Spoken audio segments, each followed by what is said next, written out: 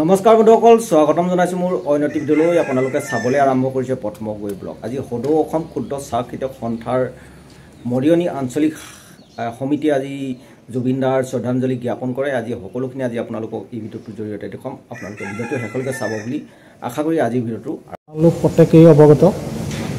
বিশেষকৈ আমি জুবিন গাৰ্গৰ সংগীত ভাল পাওঁ, কিন্তু জুবিন গাৰ্গৰ বহু কথাই আমাৰ অজ্ঞাতে ৰৈ গৈছিলে।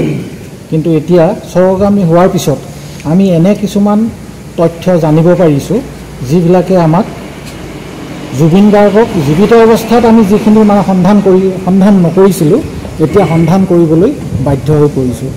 কাৰণ জুবিন গাৰ্গ সুদূৰ ছিংগাপুৰৰ মহাসাগৰত বিলীন হ'ল আৰু তেওঁৰ কৰ্মৰাজিও ঠিক সাগৰৰ দৰে সীমাহীন।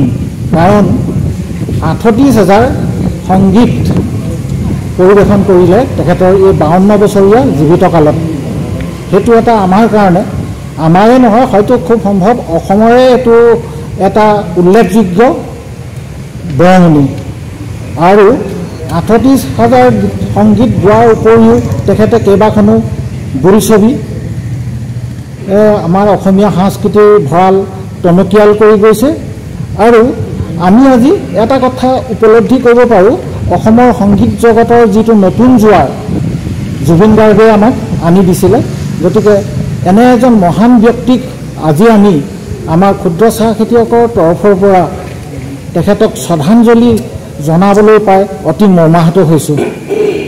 গতিকে এই অনুষ্ঠানটোত আমাৰ যিসকল ক্ষুদ্ৰ চাহ খেতিয়কে অংশগ্ৰহণ কৰিলে সকলোকে উদ্দেশ্য কৰি মই কওঁ, সকলোৱে মোৰ লগতে সমস্বৰে ক'ব, জুবিন গাৰ্গ অমৰ হওক, জুবিন গাৰ্গ অমৰ হওক, জুবিন গাৰ্গ অমৰ হওক। ধন্যবাদ। আৰু হয়, আজি এটা নহ'বলগীয়া কাণ্ড হৈ গৈছে বুলি ক'ব লাগিব। তেখেত বয়সে শেষ হোৱা নাই যদিও তেখেতে অতি সোনকালে আমাৰ মাজৰ পৰা গুচি যাবলগীয়া হ'ল। এয়া হৈছে নিয়তি বিধান। গতিকে নিয়তি বিধানটোক কোনেও নেওচিব নোৱাৰে। তেওঁ যোৱাজন গুচি গ'ল, কিন্তু আমি তেখেতৰ স্মৃতিবিলাক জীয়াই ৰাখিব লাগিব। আৰু সেই উদ্দেশ্যে আজি এই শ্ৰদ্ধাঞ্জলি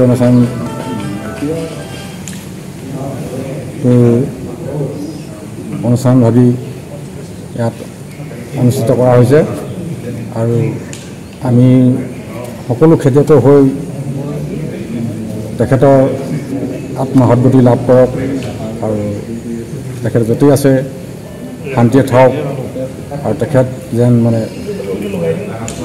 তেখেতৰ কৰ্মৰাজি চিৰযৌৱনীয়া হওক আৰু হৈ থাকিব মোৰ আশা।